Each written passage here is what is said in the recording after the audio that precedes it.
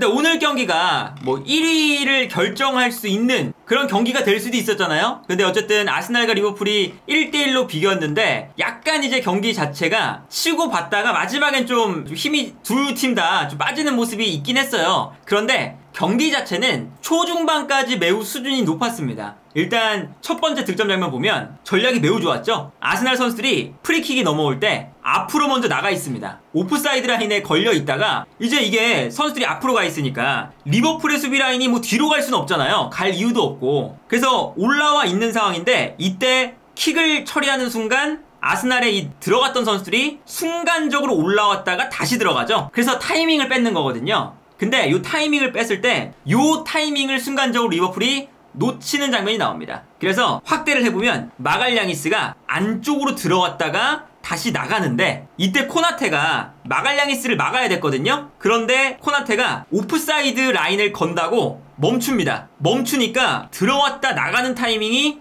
역동작이 걸린 거죠. 그래서 마갈량이스를 완전히 코나테가 놓쳤고 이제 뒤에서 이제 코나테가 손을 들어보지만 오프사이드가 아니었죠. 그래서 프리킥이 올라올 때 마갈량이스가 코나테를 완벽하게 속이고 득점을 기록하는 장면이 나와요. 요 이제 경기를 시작하면서부터 나왔던 프리킥 찬스 때 아스날이 아주 좋은 세트피스 전략을 보여줬고 여기에 이제 더해서 오늘 전술적인 그 포인트는 인버티드 풀백의 싸움 요렇게도 좀 볼 수가 있겠죠. 이제 어떤 거냐면 진첸코가 아스날은 안쪽으로 들어와서 플레이를 하게 되고요. 자연스럽게 마갈량이스, 살리바, 화이트 요 3명의 선수가 위치하게 되는 거고 리버풀은 아놀드가 안쪽으로 들어오면서 아놀드가 중앙 안으로 들어오는 코나테가 그래서 이제 오른쪽을 좀 커버해주는 요러한 형태가 되죠. 그리고 뭐 상황에 따라서는 뭐 치미카스가 올라갈 때 반다이크와 코나테 요 사이로 아놀드가 내려온다거나 이런 형태로 일단 아놀드가 안쪽에서 플레이를 하고 진첸코도 안쪽에서 플레이를 하면서 중원 싸움의 선수가 매우 많은 형태가 되거든요.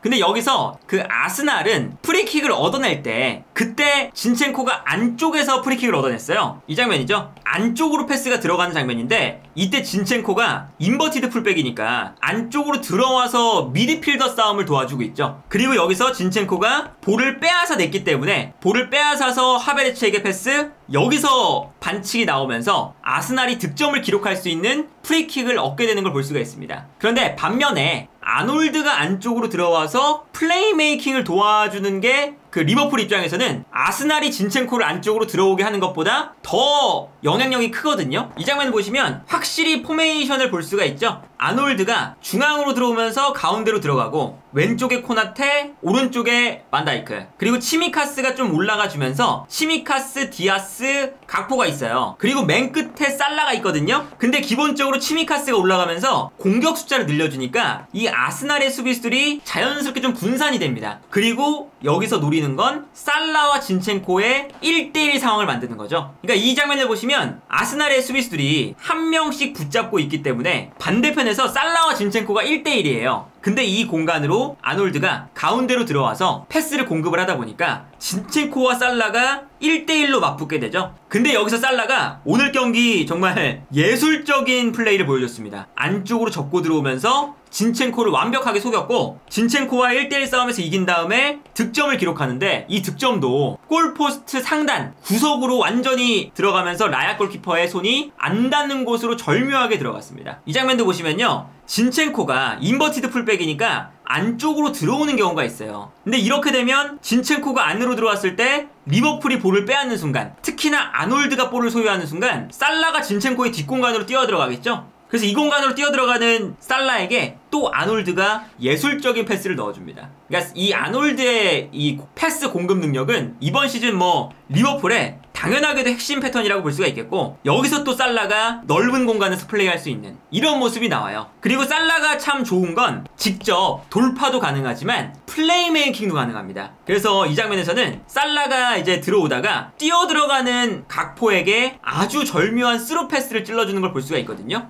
물론 여기서 이제 각포가 뛰어들어가는 타이밍이 약간 늦어서 그대로 그냥 골키퍼에게 넘어갔지만 살라의 패스 하나로 아스날의 수비진이 무너지는 걸 볼 수가 있고요. 반대로 이런 장면도 나와요. 살라가 측면으로 나오면서 수비수 한 명을 끌고 나옵니다. 의도적으로. 그러면 살라에게 굳이 패스를 안 준다고 하더라도 수비수가 끌려 나오니까 이 뒷공간에 공간이 생기잖아요. 그러면 그쪽으로 그냥 아놀드는 패스를 찔러주는 것도 되거든요. 굳이 살라를 거쳐가지 않아도 되는 거죠. 그래서 오히려 이 장면에서는 살라가 미끼 역할을 하고 뛰어들어가는 각포에게 패스가 들어가는 걸 볼 수가 있습니다. 물론 이게 오프사이드에 걸리긴 했지만 그만큼 살라의 움직임이 이 리버풀에서 매우 중요했다는 거죠. 결국에는 이 아놀드의 패스, 살라의 공간 침투, 요 한 방이 오늘 리버풀의 당연하게도 핵심이었어요. 근데 반대로 이제 어떤 문제가 있냐면 아놀드가 중앙으로 들어오니까 이 아놀드가 중앙으로 들어왔을 때 문제점이 있죠. 아놀드가 수비적으로 좋은 선수가 아니라는 거. 그러니까 아놀드가 안쪽으로 들어왔을 때 복귀를 해야 되는데 이 복귀가 좀 느려요. 그러니까 이 마르티넬리와 아놀드가 붙으면 여기서 마르티넬리가 대부분 승리하는 경우가 많을 겁니다. 그리고 엔도도 이 아놀드의 뒷공간을 커버할 때 엔도가 마르티넬리를 제어하지 못하는 모습이 나왔었어요. 그래서 여기서 이제 엔도와 아놀드가 마르티넬리의 돌파를 막기가 힘든데 오늘 경기에서의 리버풀 수비의 핵심 코나테입니다. 코나테가 뭐 수비라인 앞 공간도 커버를 해주지만 이 옆 공간 아놀드의 공간을 거의 코나테가 혼자서 커버를 많이 했거든요.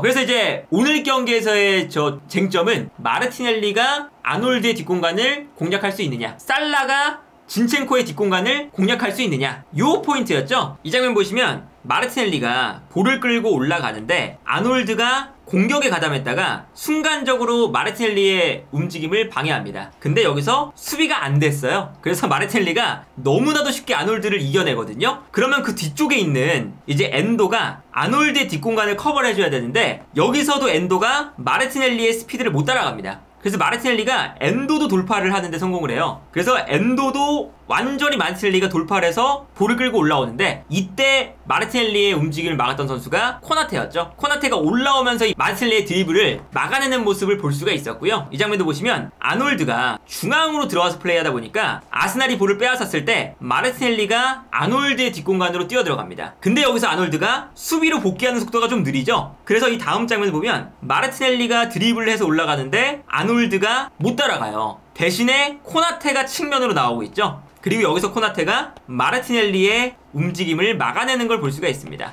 요 이제 움직임이 오늘 리버풀에게 참 중요했고 결국에는 마르티넬리와 코나테의 싸움, 요게 되는 거거든요. 아놀드가 안쪽으로 들어왔을 때 저 마르티넬리의 움직임을 제어하는 이러한 전술적인 포인트가 잘 잡혀 있었다 라고 볼 수가 있겠고, 반면에 이제 아스날 같은 경우는 라이스의 존재감이 매우 컸습니다. 어쨌든 진첸코가 안으로 들어갔다 나갔다 하는 움직임이 이제 너무 많아지면 진첸코가 살라를 막기가 좀 힘들잖아요. 근데 진첸코가 경기 약간 중반부터는 안쪽으로 안 들어와도 되는 장면들이 많았어요. 왜냐면 라이스가 대부분의 역할을 중앙에서 다 해주거든요. 이 장면 보시면 베나이트가 오른쪽 풀백이잖아요. 그런데 디아스가 안쪽으로 들어가니까 자연스럽게 베나이트가 디아스를 따라가요. 근데 베나이트가 안쪽으로 들어가면서 발생하는 공간으로 커티스 존스가 침투합니다. 근데 그 움직임을 보고 라이스가 베나이트의 뒷공간을 커버해주기 시작하거든요. 이미 공간 자체를 파악하고 잘 들어가죠. 그런데 그 다음에 이제 어떤 모습이 나오냐면요, 라이스가 측면에서 커티스 존스를 따라가고 있고 베나이트가 안쪽으로 들어가 있는 이런 장면에서 살라가 크로스를 올리게 돼요. 근데 살라가 크로스를 올릴 때 라이스가 측면에 있는 순간 안쪽으로 각포가 뛰어들어옵니다. 그리고 반대편에는 커티스 존스가 달려나가죠. 그런데 여기서 라이스가 두 명의 선수를 생각을 해야 되잖아요. 그런데 살라가 각포에게 준다는 그 패스를 예측을 하고 커티스 존스 쪽을 약간 포기합니다. 그 다음에 각포 쪽으로 확실히 달려들죠. 그래서 이 다음 장면 보시면요, 살라의 크로스가 올라올 때 확실하게 안쪽으로 들어가서 크로스를 걷어내는 걸 볼 수가 있거든요. 그러니까 이런 모습 보면 이게 두 명을 마크하다가 한 명의 선수를 놓칠 수 있는 상황이 발생할 수 있음에도 불구하고 라이스가 확실히 경기 전체를 파악하는 능력이 너무나도 뛰어나다 라는 걸 볼 수가 있었고, 이 장면 보시면 진첸코가 굳이 가운데로 오지 않아도 됩니다. 왜냐면 라이스가 그냥 가운데서 진첸코의 역할까지 다 하거든요. 이 장면도 보시면 뛰어들어가는 마르티넬리에게 라이스가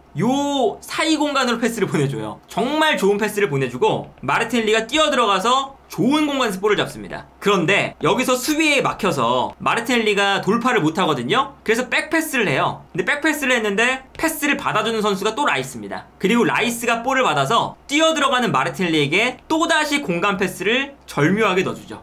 두 번째 공간 패스죠. 그래서 라이스의 패스가 들어갈 때 마르티넬리가 공간으로 뛰어들어가요. 근데 여기서 가까스로 소보슬라이가 이 패스를 끊어내거든요. 마르티넬리의 돌파를 막아내는데, 돌파를 막아낸 다음에 리버풀이 공격으로 올라오는데 이때 라이스가 또 앞쪽으로 달려나가면서 압박을 해서 다시 볼을 빼앗아 오는 걸 볼 수가 있습니다. 그러니까 라이스가 참 이 아스날에서 핵심적인 역할을 하는 게 후방에서 수비 라인 보호, 앞으로 올라가는 선수들한테 패스 공급, 그리고 그 공격을 전개하다가 끊겼을 때 앞으로 올라가서 전방 압박까지. 그러니까 이게 뭐 다재다능을 넘어서 꽉 찬 육각형의 모습을 오늘 경기도 라이스는 충분히 보여줬다. 그래서 이제 뭐 오늘 경기에서 아스날은 사실 라이스가 가장 돋보이는 선수였고, 리버풀은 코나테가 이 아놀드의 뒷공간을 정말 잘 커버해줬기 때문에 뭐 살라도 중요하고 아놀드도 중요하지만 코나테가 오늘 경기는 리버풀의 이 약점을 확실하게 커버해주는 선수가 아니었나 라는 생각이 들고요. 오늘 경기 무승부를 거두면서 아스날 승점 40점,